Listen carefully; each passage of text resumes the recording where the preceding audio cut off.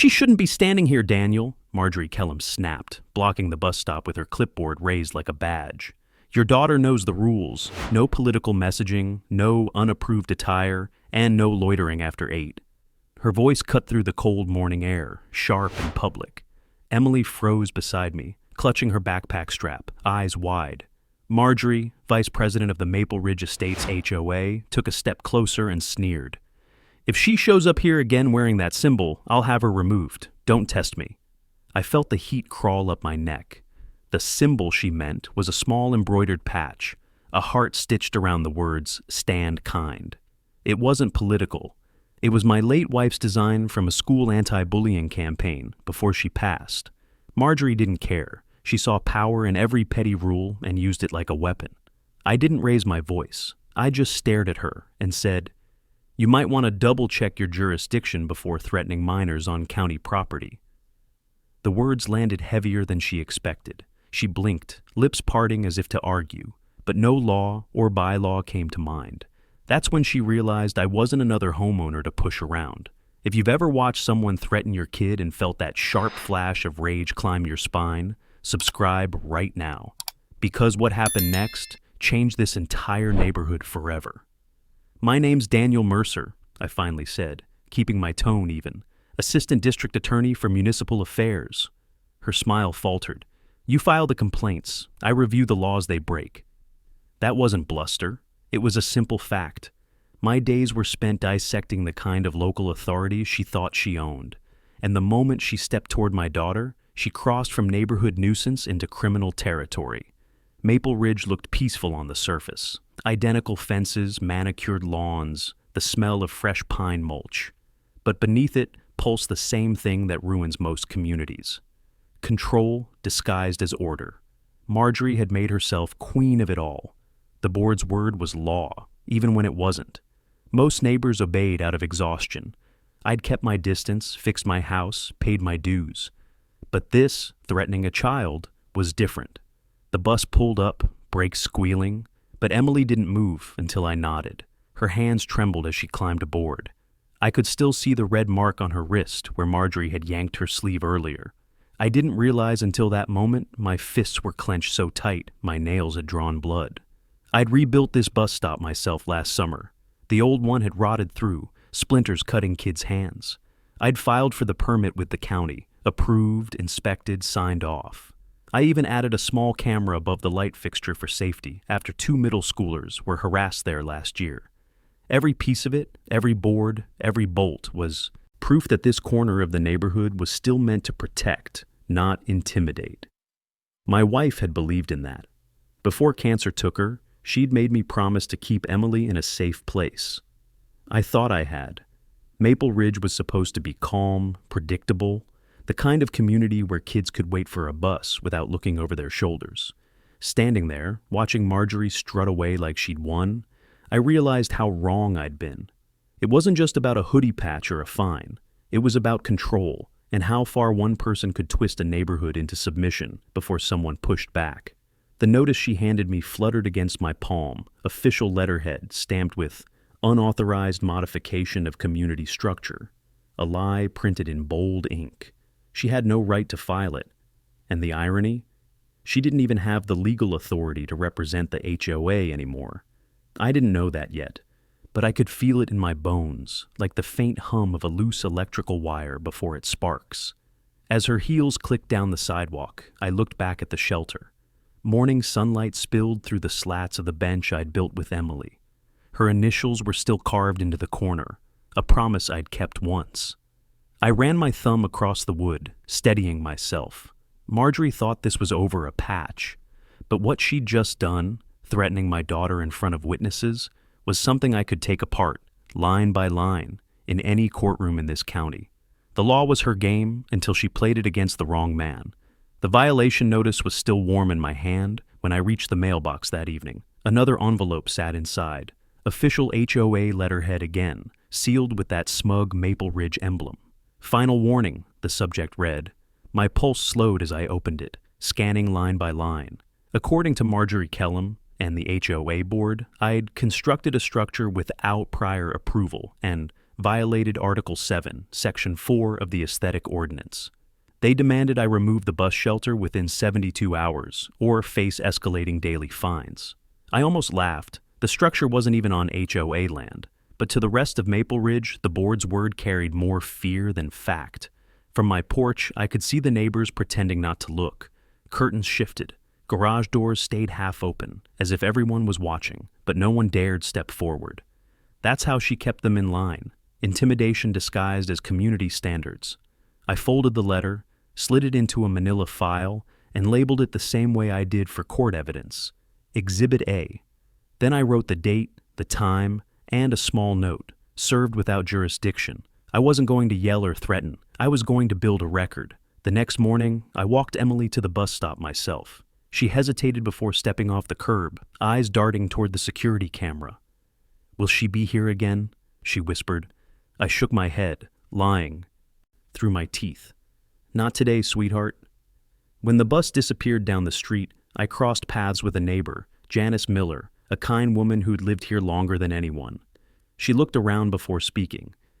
"You shouldn't have rebuilt that shelter, Daniel," she said softly. "Marjorie's been waiting for a reason." "A reason for what?" I asked.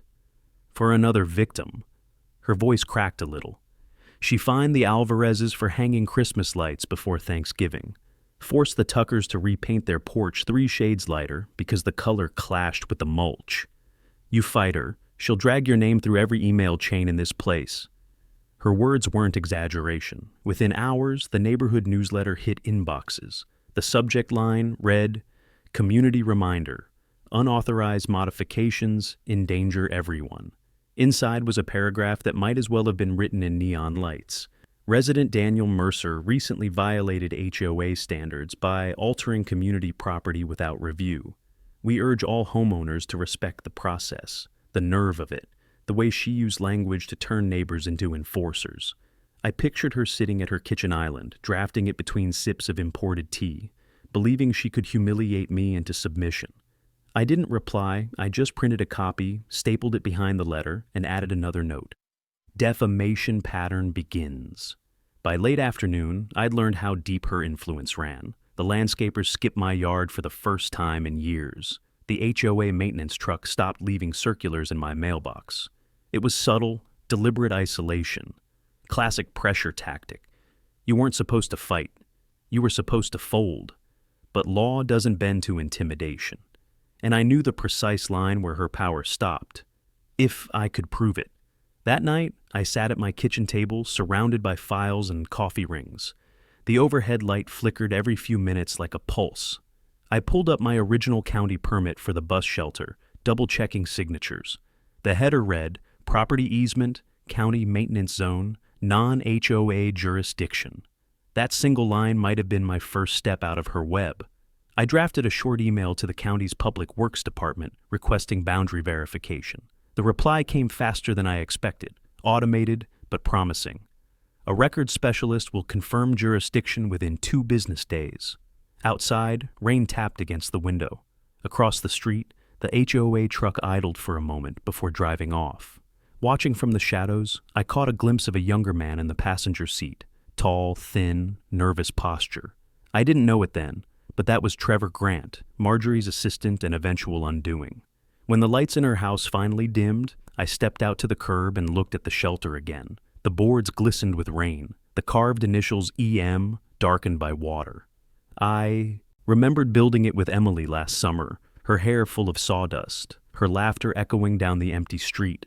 It wasn't a structure, it was a promise, and now that promise had been turned into a weapon. Marjorie wanted me humiliated. She wanted me small, but every rule she twisted, every letter she forged, was stacking into something I understood better than she ever would. A pattern of abuse of authority. So I did what I do best. I didn't sleep, I prepared, I printed copies, labeled evidence, and by dawn, the folder on my table had a new title, Maple Ridge versus Kellum, pending. The battle had started, and I wasn't planning to lose. By the next morning, the sky over Maple Ridge had that dull silver glow that promised rain. I left the folder labeled Maple Ridge vs. Kellum pending on my desk and walked down toward the community bulletin board near the clubhouse. That's where they usually posted new violations, election notices, and Marjorie's favorite kind of propaganda, official-looking updates that always made her sound like the hero of her own little empire. I wasn't expecting company, but when I turned the corner, someone was already there, stapling a fresh stack of flyers to the corkboard. He froze the moment he saw me. Mid-20s, thin frame, HOA badge crooked on his chest. Trevor Grant, assistant to the board. His fingers trembled slightly as he tried to smooth the paper flat, but the staples bent under his hand. "Morning, Mr. Mercer," he muttered, not meeting my eyes. His voice cracked halfway through my name, the kind of nervousness you only hear from someone caught doing something they don't fully believe in. I took a slow step closer. "What's this one about?" He swallowed, cleared his throat, and tried to sound official. Just a community reminder. HOA protocol."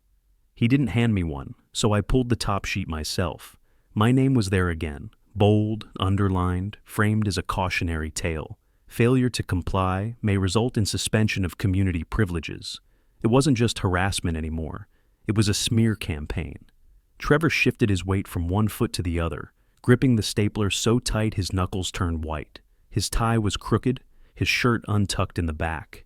Everything about him screamed that he didn't want to be there. Behind him, the glass door to the HOA office reflected both of us, me standing straight, him shrinking smaller by the second. "You know," I said quietly, "printing false notices under a defunct corporate name could get someone into real trouble." He blinked fast, jaw tightening. "It's not false. Mrs. Kellum said—" He stopped mid-sentence, biting his lip, realizing what he'd just admitted.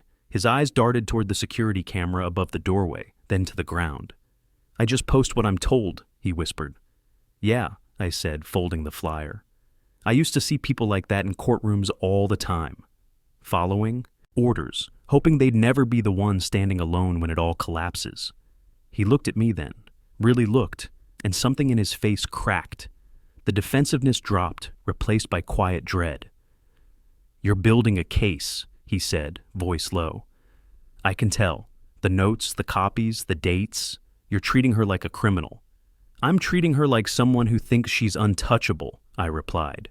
For a second, the only sound was the hum of the vending machine in the corner and the faint thud of rain starting against the window. Trevor's shoulders slumped. His hands, still holding the stapler, trembled slightly before he set it down on the table. "You don't get it," he said, half to himself. "She runs everything. My rent, my references, my reputation. It all goes through her. If I cross her, I'm done here." "And if you don't?" I asked. He didn't answer. His reflection in the glass behind him showed the war playing out in his head. Fear fighting guilt. Loyalty collapsing under conscience.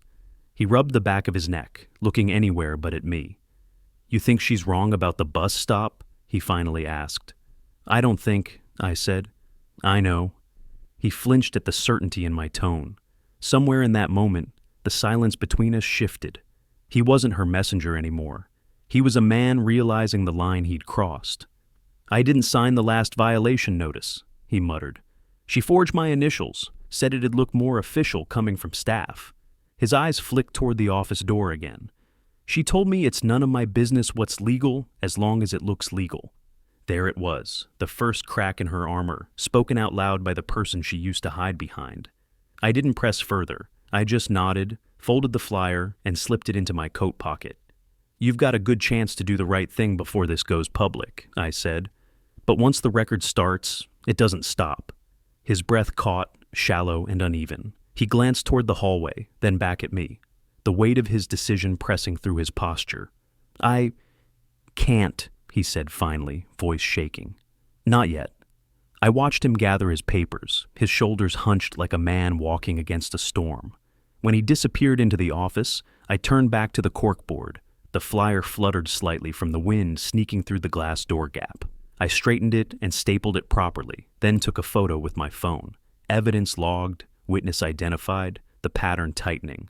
As I walked home through the drizzle, one thought kept replaying in my mind. Trevor was scared, but fear has an expiration date. And when it hit, Marjorie wouldn't see it coming.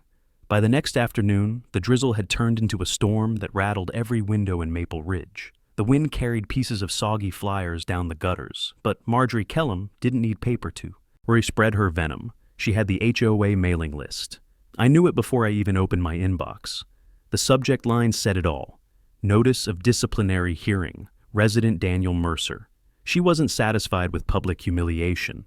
She wanted spectacle. The hearing would be held at the community center that Saturday. Attendance encouraged. Translation, she wanted an audience for my punishment. I read through the email twice, noting her careful phrasing. Each sentence dripped with bureaucratic precision, an imitation of legal authority she no longer possessed. But it also revealed something else. Desperation. She was escalating too fast, burning through the playbook of intimidation. That meant she felt cornered, even if she didn't yet know why. I printed the notice and pinned it to the corkboard above my desk. The file labeled Maple Ridge versus Kellum. Pending was thickening. One more layer, one more step closer to the point where this would collapse under its own weight. By Friday, the entire neighborhood was buzzing. People avoided eye contact when I passed. Kids whispered on the sidewalk. Even the barista at the corner cafe hesitated before asking if I'd really threatened to sue the HOA. Marjorie's version of events was everywhere. It amazed me how quickly fear could rewrite a story. The morning of the hearing, I dropped Emily at a friend's house outside the subdivision. "It's just a meeting, Dad," she said, trying to sound brave. But I saw the tightness around her eyes. "Yeah," I lied, "just a meeting." When I arrived at the community center, the parking lot was packed. Every sedan and SUV in Maple Ridge seemed to be there, lined up like witnesses waiting for their cue. The rain had stopped, leaving the air thick and heavy. Inside, the fluorescent lights buzzed overhead, as if even the building was uncomfortable. Marjorie stood at the front of the room behind a folding table, a gavel resting next to her clipboard. Her posture was perfect, chin high, shoulders back, smile razor sharp. Beside her sat two board members I'd never met, both looking like they'd been dragged into something they didn't understand. Trevor hovered behind them, face pale, eyes darting between us like he wanted to disappear. "Mr. Mercer," Marjorie began, voice carrying across the room, "we're here to address multiple violations under the community covenant. You've disregarded requests for compliance, modified public property without authorization, and engaged in behavior unbecoming of a Maple Ridge resident." I didn't answer, not yet. Let her perform. Let every neighbor hear her dig deeper. She went on for nearly 15 minutes, reading from her notes like a prosecutor in a courtroom she thought she owned. Her voice quivered once or twice when the board members exchanged uneasy glances. When she finished, she set the papers down and leaned forward. "You've left us no choice but to impose a fine of $1,000 and suspend your community privileges until the structure is removed." A murmur rippled through the crowd. Someone whispered, "He built it for the kids." Another voice shushed them. I rose slowly, unhurried, every eye following me. "Mrs. Kellum," I said evenly, "do you have proof of ownership for the property in question?" Her mouth opened, then closed. "The HOA maintains all common structures." "Not that one," I replied. "That bus shelter sits on a county-maintained easement. Public right-of-way. You've been threatening residents and issuing fines on land you don't control." Gasps scattered through the crowd. Trevor shifted behind her, looking like he might bolt for the door. Marjorie recovered fast. "Our bylaws clearly—" "Your bylaws," I interrupted, "don't override municipal jurisdiction. And if you're enforcing them beyond your authority, that's called abuse of power. I'm sure you're familiar with that phrase." For the first time, her voice wavered. "You can't talk to me like that in this hearing." "This isn't a hearing," I said quietly. "It's theater, and you just admitted to it in front of half the neighborhood." The silence that followed was long, uncomfortable, electric, the kind that makes people reevaluate every choice they've made about who to fear. Trevor looked down at the floor, jaw tight, one hand gripping the back of his chair like it might keep him grounded. His guilt was practically vibrating off him. When I finally left, the whispers followed me to the door. Some were cautious, others curious. But for the first time, a few carried something new: doubt. Outside, the clouds were breaking apart, thin rays of light spilling over the rows of houses. I could almost feel the balance shifting. Marjorie still thought she had control, but her foundation was already cracking. She just hadn't realized yet that the law she was pretending to wield was the very thing that would bury her. The next morning, my inbox held the one thing I'd been waiting for: the county's reply. The subject line read, "Jurisdiction Verification, Maple Ridge Estates Bus Stop." My coffee went cold as I opened the attachment. It was a single PDF with a simple conclusion stamped in blue at the bottom: property under county maintenance jurisdiction, no HOA oversight permitted. There it was, the first real crack in Marjorie Kellum's wall of false authority. The structure she'd tried to weaponize against me wasn't even hers to control. She'd been threatening fines, staging hearings, humiliating me publicly, all while operating completely outside her legal boundary. I saved the file twice, printed a copy, and slipped it into my growing folder of evidence. The edges of the pages had started to curl from constant handling. It was more than a collection of documents now. It was a map leading directly to her downfall. I didn't want revenge. I wanted accountability. That afternoon, I decided to pay a visit to the county public works office to make sure every line, every signature, every timestamp matched. I wanted no gaps, no gray area that she could exploit later. The office sat on the edge of town, sterile and humming with the sound of printers and fluorescent lights. A clerk named Shannon greeted me at the counter with the kind of polite exhaustion that comes from answering the same question all day. "I need verification of property ownership," I said, sliding my copy across the counter. "Maple Ridge Estates Bus Shelter, corner of Alder Loop." She scanned the document, then tapped her keyboard for a while. "You're right," she said, adjusting her glasses. "That area is marked as county-maintained right-of-way. HOA jurisdiction ends 17 feet before the shelter." 17 feet, I repeated, almost smiling. "That's all it takes to cross from authority to impersonation." She looked up, curious. "Impersonation?" I shook my head. "Let's just say someone's been pretending to own the law." She printed a second copy, stamped it with the county seal, and slid it across. "There you go, that's official."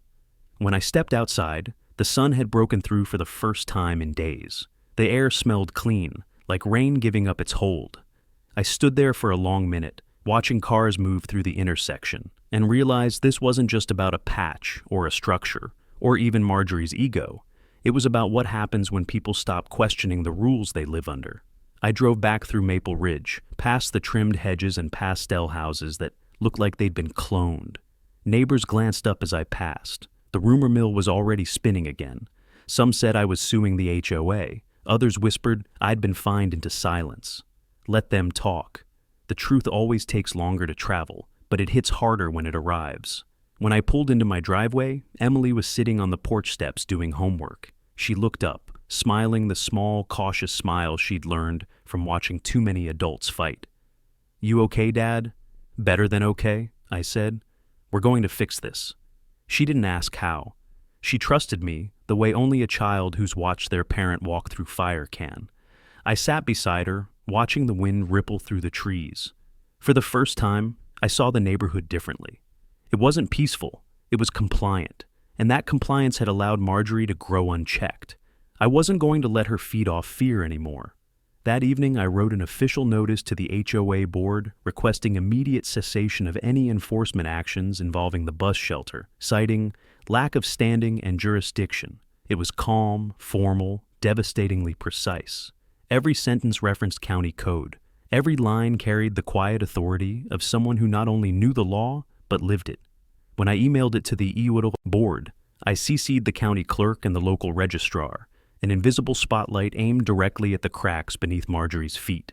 Within minutes, I saw the red receipt. She'd opened it, twice. I could almost imagine her face when she realized the word jurisdiction wasn't just legal jargon. It was a guillotine, and she'd already built the platform beneath herself. That night, as the streetlights flickered on, I walked out to the shelter again. The woods still smelled faintly of varnish. I sat on the bench, listening to the hum of crickets and the distant rumble of passing cars. This place, this small, simple structure, had become the battleground for something bigger. I took out the stamped document from my jacket, ran my thumb over the seal, and folded it carefully back into the folder. One piece of paper, one truth, and 17 feet of land, just enough to separate a tyrant from her throne. The next morning, the neighborhood Facebook group exploded. Someone had leaked my email to the HOA board, complete with the county verification file attached. The Post headline read, "District Attorney Tries to Undermine HOA Authority." Beneath it, Marjorie Kellum had written a paragraph dripping with performative outrage. "We value our residents, but no one is above the rules. This is not about power, it's about safety." The comments came fast. Some neighbors defended me, others demanded I respect the process. But the line that caught my attention came from a name I didn't recognize. Interesting that Maple Ridge claims jurisdiction over county land. Someone should check their nonprofit status. That single sentence was the digital equivalent of a lit match in a dry field. I sat at my dining table, scrolling through the thread, watching the community I'd tried to protect split in two. It hurt more than I expected. I wasn't just fighting Marjorie anymore. I was fighting the silence that had enabled her. By noon, I got a text from Trevor Grant. "Need to talk, not over email." He suggested meeting at the small park near the retention pond, a quiet place where kids fed ducks and no HOA cameras were pointed. I found him sitting on a bench under the gazebo, his leg bouncing restlessly. When he saw me, he exhaled like he'd been holding his breath all morning. "She's losing it," he said, before I could even sit. His voice was lower than usual, as if the trees might be wired. Ever since that county document started circulating, she's been in the office nonstop, printing, shredding, calling emergency meetings. "She's panicking, Daniel." I watched him closely. His eyes were bloodshot, his collar askew. The weight of complicity was written all over his body. "Why tell me this now?" "Because she's making me file more letters, new violations," he said. "She wants to bury you under paperwork before you can act. She thinks if she floods the system, no one will take your complaint seriously." I pulled a small notepad from my coat pocket. "And are you going to do it?" He looked down at his hands. "I don't know." The confession came out thin and brittle. She threatened to revoke my housing referral if I don't comply. She said I'd never work in property management again. That was Marjorie's genius. Her power didn't come from laws. It came from fear of losing comfort. "Trevor," I said, "you're already on the record. The hearing, the flyers, the forged initials. You're part of it whether you meant to be or not. The only choice left is which side of the line you want to stand on when this ends." He swallowed hard. "You think it'll end soon?" I met his eyes. "It always ends when the truth goes public." The wind picked up, scattering a few leaves across the pond. For a long moment, neither of us spoke. He pulled out his phone, hesitated, then turned the screen toward me. It showed an email chain, internal HOA correspondence. Marjorie's name at the top, time-stamped the night before. The subject line, "Renewal filing pending, do not disclose to members." I felt my pulse quicken. "Renewal filing?" He nodded slowly. "I think the HOA's corporate registration lapsed months ago. She's been running everything under an inactive status." There it was, the opening I'd been searching for. The legal heart of the entire operation was dead, and she'd been pretending otherwise. Without that registration, she had no standing to enforce anything. Every fine, every violation, every hearing was null. "You're certain?" I asked. "I saw the paperwork," he said. "She's trying to refile before anyone notices, but the gap's too long. It'll show as expired." I leaned back, letting the pieces align in my mind. It explained her sudden hysteria, the overreach, the obsession with controlling the narrative. She wasn't protecting the HOA, she was protecting herself from exposure. "Trevor," I said carefully, "you just gave me the missing piece." He rubbed his face with both hands. "I didn't mean to." "No," I interrupted gently. "You did the right thing, and now you're part of fixing it." The air around us seemed to tighten with purpose. For the first time, I felt momentum shift fully in my favor. This wasn't just about her crossing a line. It was about proving she'd erased the line altogether. As I walked back home, the sound of kids playing echoed across the park. Their laughter felt lighter than it had in weeks. Maybe they didn't know what was happening, but they could sense it. The neighborhood was waking up. That night, I sat at my desk, pulled up the state's nonprofit registry, and typed Maple Ridge Estates, Inc. into the search bar. The result appeared instantly. Status expired. I exhaled, slow and deliberate. The Queen had no crown, no court, no law, and soon the entire kingdom would know. The search result burned on my screen like a silent confession. Status: expired. I stared at it until the clock on my laptop read past midnight. The only sound in the room, the hum of the refrigerator. Every instinct honed from years in municipal court told me what this meant. The Maple Ridge HOA didn't legally exist, not on paper, not in any enforceable form. Every violation, every fine, every hearing Marjorie Kellum had staged was a fiction performed under a dead entity's name. I printed the record, stamped the date in red ink, and slid it into my folder beneath the county jurisdiction file. 2 documents, proof the HOA had no ground to stand on and no authority to threaten anyone again. The strategy was forming itself now. Legal standing was my weapon, and I'd sharpen it with precision. My phone buzzed against the table. Unknown number, I answered, cautious. "Mr. Mercer?" a shaky voice whispered. "It's Trevor. I need to talk. In person." His tone wasn't like before. Something had broken inside it. Something urgent. We agreed to meet early the next morning at a place neutral to both of us, the diner off Route 19 just outside the subdivision, where no one from Maple Ridge ever bothered to go. When I got there, Trevor was already sitting in a booth at the back, hands clasped so tight they were pale at the knuckles. The smell of burnt coffee and bacon grease hung heavy in the air. He looked like he hadn't slept.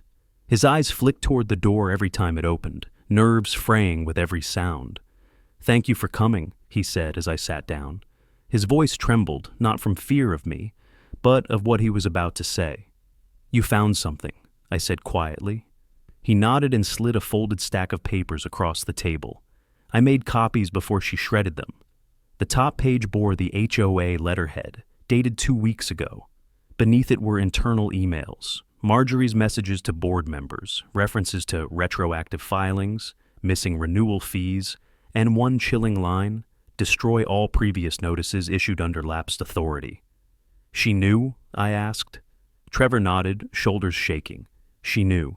She's been hiding it since February. The registration renewal notice went to her old address. She never paid it, never told the board, just kept everything running like nothing happened. When she realized it had expired, she panicked, tried to refile quietly. Except she couldn't," I said, scanning the pages. "The gap's too long. It creates a new entity, not a continuation. She'd need member approval, reissued bylaws, the whole thing. Everything since expiration is invalid." He stared down at his hands. "She told me to forge minutes from a non-existent meeting, make it look like the board voted to continue operations. I refused. That's when she started threatening me. Said she'd tell everyone I was stealing funds." The waitress passed by, refilling cups, oblivious to the confession unfolding 2 feet away. Trevor's leg bounced under the table. "I didn't know what else to do. You're the only person she's actually scared of, Daniel. She keeps saying you'll make this official." I leaned back, weighing my words. "She's right." For the first time, he looked relieved and terrified all at once. "So, what happens now?" "Now," I said, "we make it official." He nodded, exhaling a long breath, then pushed a small USB drive across the table. "Everything's on there. Emails, invoices, even the flyer drafts she ordered me to print. She's been billing the HOA for her private landscaping and pocketing the reimbursements. It's all there." I picked up the drive carefully, like evidence at a crime scene. "You understand what this means, Trevor? Once this goes to the county, you're on record as a cooperating witness." His eyes glistened. "I know. I can't keep lying for her. People need to see what she's been doing." He paused, voice breaking. "I was scared she'd ruin me, but she already has. At least this way, I get to stop being part of it." The storm outside the diner had cleared by the time we stood to leave. Sunlight filtered through the blinds, cutting across the table in sharp lines. I placed a 20 under the sugar caddy, pocketed the drive, and extended my hand. Trevor hesitated, then shook it, his grip unsteady but sincere. "You did the right thing," I told him. He managed a weak smile. "I hope so." As I stepped outside, the parking lot shimmered with puddles catching the morning light. For the first time since this began, I felt the full weight of inevitability settle in my chest. The truth was no longer buried in rumor or fear. It was digital, time-stamped, and about to become part of the public record. Marjorie Kellum's reign over Maple Ridge was already over. She just didn't know her name was already written on the paperwork that would end it. The drive home from the diner felt different. The road through Maple Ridge looked the same hedges, same identical mailboxes, but everything underneath had shifted. I had proof now, not just suspicion. The HOA's registration had expired, and Trevor's evidence confirmed Marjorie Kellum knew it. She'd been playing judge, jury, and executioner in a court that didn't exist. The law wasn't just on my side anymore. It was the weapon she'd handed me. At home, I spread the documents and USB drive across my desk like puzzle pieces. Emails, receipts, board communications, all there. Each timestamp formed a timeline of deliberate deceit. I opened one of the PDFs and scrolled through her messages. The tone was unmistakable, commanding, arrogant, full of entitlement. One line stood out. No one will dig deep enough to find this. She'd underestimated me. I booted up my laptop, opened a secure legal database, and began structuring a formal injunction request. Years of prosecutorial work kicked in automatically, the rhythm of legal language, the balance of precision and restraint. I wasn't filing this as a furious homeowner. I was filing it as the assistant district attorney for municipal affairs, invoking statutory authority under improper governance and fraudulent representation. Every sentence had to be airtight, every claim verifiable. I cross-referenced Trevor's documents with state nonprofit filings and county property maps. The alignment was perfect. The HOA's incorporation had lapsed in February. Her fines began in March. Each one was legally void, issued under false pretenses. I glanced out the window. The street was quiet, but I noticed a black SUV idling at the corner, unmarked but too still to be casual. A shadow behind the wheel flicked a cigarette into the gutter. Marjorie's surveillance? Or paranoia creeping in after days of pressure? Either way, it didn't matter. The moment the injunction hit, the mask would shatter. I printed 3 copies of the petition, stamped the top pre-filing draft, and slid them into a briefcase. It wasn't enough to win quietly. This had to be documented publicly, visible through the same channels she'd used to humiliate others. Still, before I could act, I needed verification that no one had refilled the registration. If Marjorie had managed to sneak it through, my entire argument would weaken. I headed downtown to the State Business Registry office, a gray stone building that smelled faintly of dust and ink. Inside, rows of cubicles buzzed with clerks sorting stacks of paper that represented other people's livelihoods. A woman behind the counter looked up from her monitor. "Can I help you?" I slid her the expired printout. "I need to confirm this corporation's current filing status. Maple Ridge Estates, Inc." She typed quickly, fingers tapping like small hammers. Yes, it expired earlier this year. No record of renewal. Last filing attempt shows incomplete. Payment never processed." "Any pending application?" I asked. She shook her head.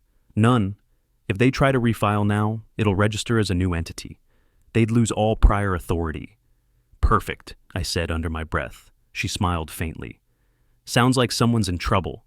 I left with the official printout in hand, fresh, certified, impossible to dispute. Outside, I paused on the courthouse steps, watching traffic move under the pale afternoon light. This was the moment where speculation turned into proof, where frustration hardened into legal consequence. Back home, I arranged the final exhibits in chronological order. At the top, the expired incorporation certificate. Beneath it, Trevor's email evidence, county jurisdiction report, financial misuse receipts, and screenshots of her public defamation. Together, they painted a picture of deliberate fraud wrapped in HOA letterhead.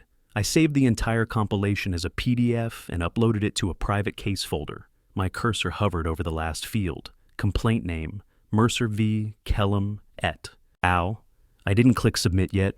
Timing mattered. If I filed now, she'd scramble, alert the board, maybe destroy remaining records. No, I'd let her hold one more meeting, give her enough rope to tighten her own noose. A soft knock pulled me from my thoughts. Emily stood in the doorway, backpack slung over one shoulder. "You've been in here all day," she said quietly. "I'm finishing something important," I told her. "Is it about her?" "Yes," I said. "But it's not just about her anymore. It's about everyone she's hurt." She nodded, then stepped closer, placing her hand on the folder. "You're going to win, aren't you?" I met her eyes. "We already have. We just haven't told her yet." That night, as I locked the briefcase, I noticed the wind had changed. The air felt charged, like the seconds before a storm breaks. Marjorie still thought she controlled the board, but by this time tomorrow, she'd learned something I'd spent my career proving. When you build power on false authority, it only takes one line of truth to make the whole empire fall. By sunrise, Maple Ridge was still asleep, unaware that the story they had been fed was about to unravel in public view. I brewed a pot of coffee, set my briefcase on the counter, and stared at the sealed injunction documents like they were live ordnance. The strategy was ready, the evidence airtight. But as any prosecutor knows, timing isn't just strategy, it's leverage. I needed her to expose herself once more before the law caught up. At 9:02 a.m., my phone buzzed with an email alert. Emergency HOA meeting, attendance mandatory. It was scheduled for that evening in the same community hall where she'd tried to humiliate me days earlier. Perfect. She'd called her own trap without realizing who it would close on. Before heading to work, I stopped by the county prosecutor's office, a downtown building with limestone pillars and the faint hum of fluorescent lights echoing through the marble corridors. I didn't go as a district attorney enforcing authority. I went as a resident requesting review. My conflict of interest made it necessary for an external prosecutor to handle any filing, but that didn't mean I couldn't present the case. Assistant County Prosecutor Rachel Mills met me in her office, a small space crowded with folders, coffee mugs, and the smell of stale paper. "You've got my attention, Daniel," she said, scanning the cover sheet. "HOA fraud, expired incorporation, harassment of a minor. This is a full meal." "Everything's verified," I said, sliding her the evidence in precise order. "She's been enforcing fines and rules under a corporate entity that doesn't exist. I've got confirmation from the state registry, the county works department, and a cooperating witness who provided internal emails." She flipped through the pages, eyebrows raising as she read. "Trevor Grant," she said. "That's the assistant who helped her, right?" "Former assistant," I corrected. "He's cooperating voluntarily. He'll testify that she ordered forged minutes and misused HOA funds." Rachel exhaled. "This is bigger than a neighborhood dispute. It's wire fraud if she used electronic communication to demand payment under false authority." "That's exactly what she did," I said. "Then we'll need to open an ethics review and request an immediate injunction. You sure you're ready to let go of jurisdiction on this?" "I don't need to win the case," I said. "I just need it done right." She smiled, scribbling her initials on a memo form. "Consider it in motion." When I left her office, the city air felt different, less heavy. I just handed off the match. All that was left was to make sure everyone in Maple Ridge saw the fire when it started. By evening, the parking lot outside the community center was packed again, headlights cutting through the dusk. I parked under a street lamp, grabbed my briefcase, and walked in through the double doors. The room buzzed with whispers. Residents filled every folding chair. Some avoided eye contact, others gave tentative nods. Marjorie stood at the front, her signature smile brittle at the edges. The clipboard in her hand shook slightly, though she tried to hide it. "Before we begin," she announced, "I'd like to address false rumors circulating about our association's standing. Certain individuals are spreading misinformation that undermines community trust." Her gaze found me. "We will not tolerate slander." I set my briefcase on the table beside the board members. "Then let's clear the air," I said evenly. "You claim the HOA remains in full legal standing. I have documentation proving otherwise, verified by the state registry and the county prosecutor's office as of this morning."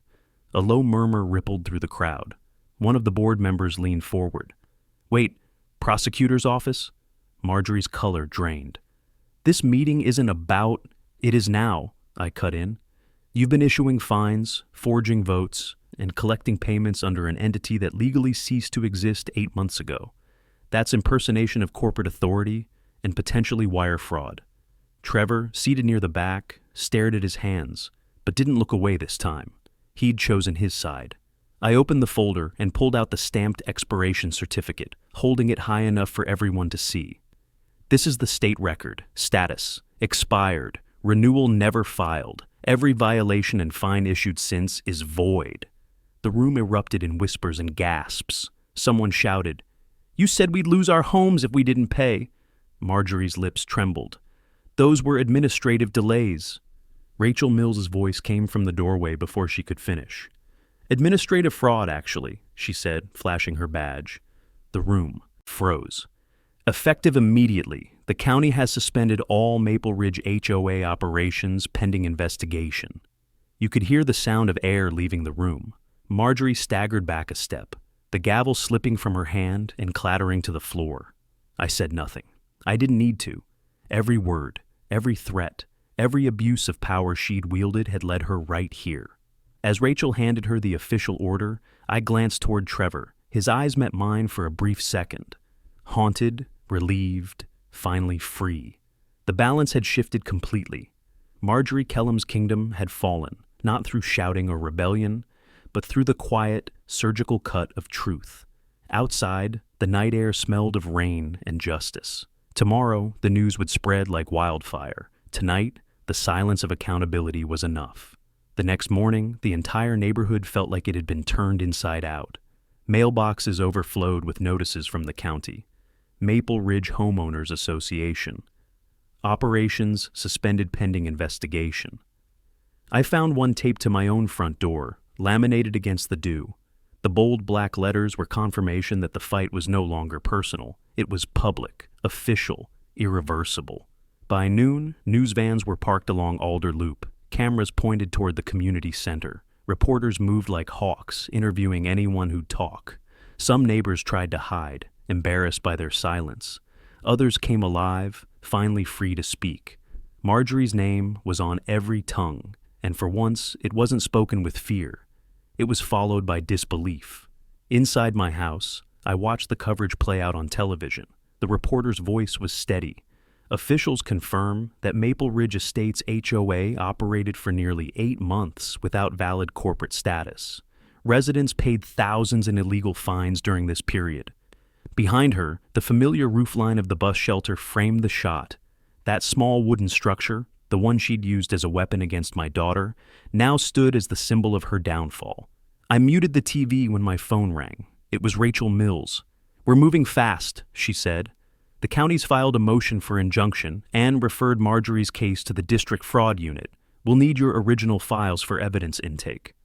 "They're ready," I said. "Do you want them dropped off or delivered through chain of custody?" "Bring them in personally," she replied. "The board's accounts have been frozen.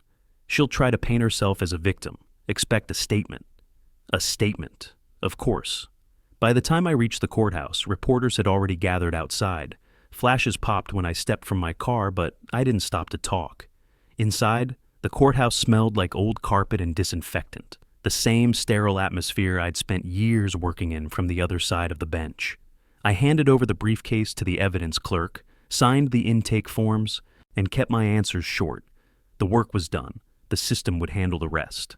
As I walked back outside, a crowd was gathering on the courthouse steps. At the center, in her pristine blazer and forced composure, stood Marjorie Kellum. Her attorney adjusted the microphones. She looked smaller now, like someone performing strength instead of possessing it. "I've served this community faithfully," she began, voice quivering just enough to sound rehearsed. "This is a misunderstanding born from bureaucratic delay, not malice. We've always acted in the best interests of Maple Ridge." That's when a man in the crowd shouted, "You fine my wife for hanging wind chimes." Laughter and murmurs rippled through the audience. Another voice followed. "You made us repaint our house twice." The press seized on it instantly, recording every reaction. Marjorie's face stiffened. "This behavior—" She tried again, but the noise drowned her out. The illusion of control she'd built for years was crumbling under the weight of her own performance. I stood at the edge of the crowd, silent, watching the same arrogance that once silenced the neighborhood collapse in real time. She spotted me then, eyes narrowing, recognition flickering between fury and fear. For a brief second, she looked ready to speak directly to me, but her lawyer's hand on her shoulder stopped her. He leaned in, whispering something that made her expression flatten completely. The microphones turned off. Her show was over. When I drove back through Maple Ridge, people were standing in their driveways, talking openly for the first time in months. The air felt different, like the tension had been exhaled all at once. Trevor was there too, standing near the bulletin board. He was helping remove the last stack of her printed flyers. When he saw me, he gave a small nod. No words, just acknowledgement. I pulled into my driveway, turned off the engine, and sat for a moment, watching the late afternoon light stretch across the cul-de-sac. Emily came running from the house, her laughter carrying across the yard. She'd just gotten home from school, her backpack bouncing against her shoulders. She paused at the curb and glanced toward the shelter. "It's still there," she said with relief. "It'll always be there," I told her. "Some things stand because they were built right." As she ran back inside, I looked toward the rows of perfect lawns and identical fences. For the first time, they didn't look oppressive. They looked ordinary, manageable, human. Marjorie had tried to rule through fear. But fear only lasts until someone remembers the rules don't belong to the loudest voice. They belong to the truth. Tomorrow, the court would freeze her accounts permanently. Next week, the county would announce the reorganization of Maple Ridge's board. But for tonight, the neighborhood was quiet, and the sound of children at the bus stop was louder than her name had ever been. By the following Saturday, Maple Ridge was unrecognizable. What used to be a neighborhood terrified of its own bylaws had turned into a stage for something far bigger than a property dispute. The county had announced a mandatory public hearing to address the suspended HOA's violations and potential reorganization. For the first time, the community that Marjorie Kellum once ruled by intimidation was being invited to speak freely, and they came, every single one of them. The hearing was held in the high school auditorium, a wide room that smelled of floor polish and nervous anticipation. Rows of folding chairs filled with residents, news crews, and even a few county officials taking notes. The stage lights burned hot above the wooden podium, where a single microphone waited under the county seal. At the front row sat Trevor Grant, his hands fidgeting with a folded statement. He'd agreed to testify as the official witness. I could see the weight of that decision written all over him. When the county commissioner called the meeting to order, the murmur of voices dropped into tense silence. "We are here," the commissioner said, "to determine the legal standing of Maple Ridge Estates' former HOA and review allegations of misconduct, financial misuse, and harassment." He motioned toward Marjorie, seated 3 rows from the front beside her lawyer. She still wore her trademark pastel blazer, though the confidence behind it had vanished. Her hands clutched her binder like a shield. When her name was called, she rose slowly and made her way to the microphone. "Maple Ridge was my home," she began, voice trembling slightly. "I've given years of service to maintain its standards. The recent accusations against me are exaggerated. Errors of paperwork, not intent." Boos and murmurs rippled through the audience. Someone shouted, "You fined me for a garden gnome!" Another added, "You yelled at my kid for riding his bike too slow." The commissioner raised a hand for silence, but the tension was electric, almost combustible. Marjorie tried to steady herself. "The HOA acted in good faith. Every action taken was meant to preserve our property values and protect the integrity of our community." That was my cue. I stood from my seat near the aisle, the evidence folder under my arm, and walked to the side of the stage. The commissioner looked up. "Mr. Mercer, you requested to address the hearing?" "Yes, sir," I said. "And I come with verified documentation from the county registrar, the state nonprofit office, and a cooperating witness." The commissioner nodded. "Proceed." I stepped to the podium, feeling the gaze of hundreds of eyes follow me. The hum of the overhead lights was the only sound for a beat. Then I laid the expired incorporation certificate on the table beside the microphone.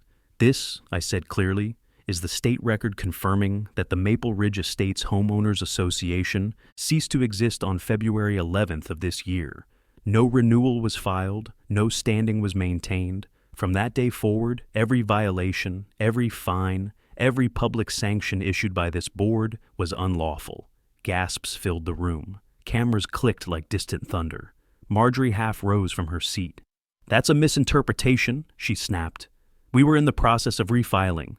I turned toward her, calm and deliberate.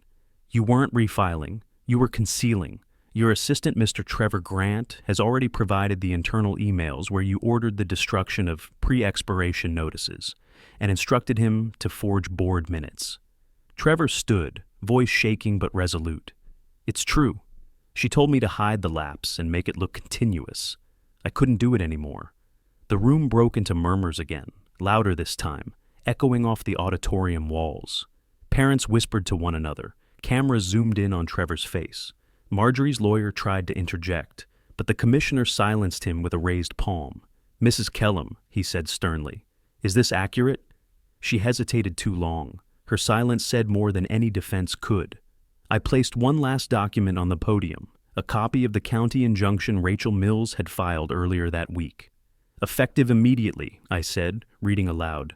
All enforcement powers of the former HOA are null and void. The county hereby mandates a full election of new board members, supervised by public officials. A wave of applause erupted. Neighbors who had once whispered now stood clapping openly. Janice Miller wiped tears from her eyes. Even the commissioner smiled faintly before calling the room to order again. Marjorie sank back into her chair, pale and motionless. The same woman who'd once dictated where people could park and how high their grass could grow, now sat surrounded by the sound of her own undoing. When the hearing adjourned, residents swarmed me with handshakes and gratitude. Someone handed me a photo of their family standing beside the newly repainted bus stop. "You gave us back our home," the father said quietly. As I stepped outside into the evening air, the crowd spilled into the parking lot behind me. The sun was setting over Maple Ridge, painting the rooftops gold. The cameras followed Marjorie as she walked to her car alone, the binder clutched tight, her name already slipping into history. And for the first time since this began, the neighborhood's silence felt peaceful, not fearful, but free. In the days that followed the hearing, Maple Ridge felt like it had been rebuilt from the inside out.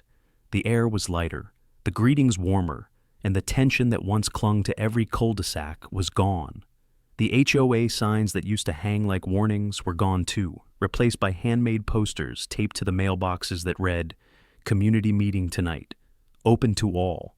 It wasn't just a neighborhood anymore. It was something alive. Again. The county had moved quickly after the ruling. Rachel Mills oversaw the HOA audit personally, confirming every violation, every dollar misused, every lie Marjorie had wrapped in legal language. The new residence committee had been elected by a majority vote. No proxy ballots, no intimidation, no rules hidden behind fine print. And for the first time, people who'd been silenced for years were finally running the place they lived in. I hadn't planned to attend the first open meeting, but Emily asked me to come. "You should see it," she said. "You'd like how everyone talks to each other now." So, that evening we walked hand in hand down Alder Loop toward the community green. The bus stop sat in its familiar place beside the oak trees, its wooden panels newly painted a soft blue. Someone had added a small plaque under the bench. Built by Daniel and Emily Mercer. 2024.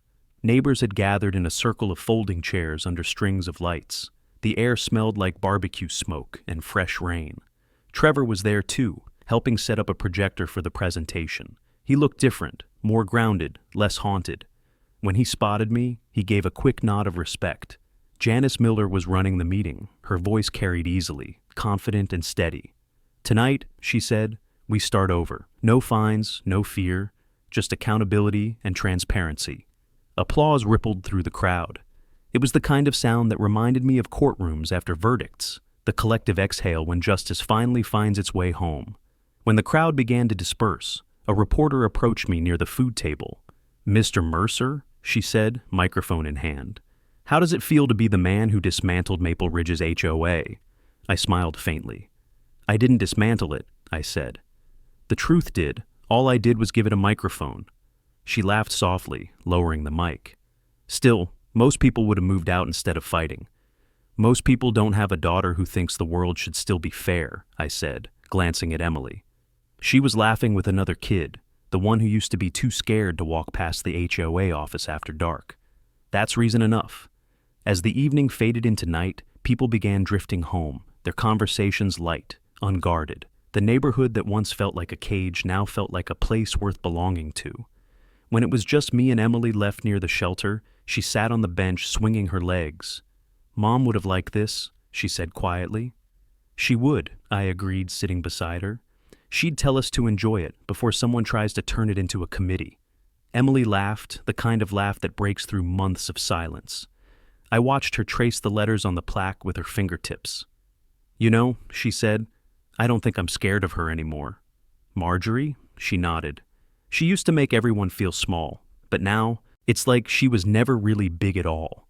I looked out over the neighborhood, where porch lights glowed like soft lanterns. That's what happens when people stop mistaking fear for respect. For the first time in months, I let myself breathe, really breathe. The fight had been exhausting, but necessary. The system had worked not because of titles or power, but because truth still meant something when someone refused to let it go. Before we left, I reached into my pocket and unfolded a worn copy of the original violation notice, the one Marjorie had slapped against my chest at the very beginning. The ink had faded, but her signature was still there, a monument to arrogance.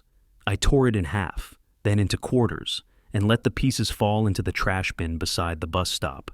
Emily smiled. Finally, I echoed. As we walked home, the wind picked up just enough to carry the smell of cut grass and rain through the air. It was the scent of something restored, something that had been lost and earned back the hard way. For once, Maple Ridge wasn't quiet out of fear. It was quiet because it was safe. And if you want more stories of homeowners standing up to HOA tyranny, hit subscribe right now, share your story in the comments, and let me know where you're watching from.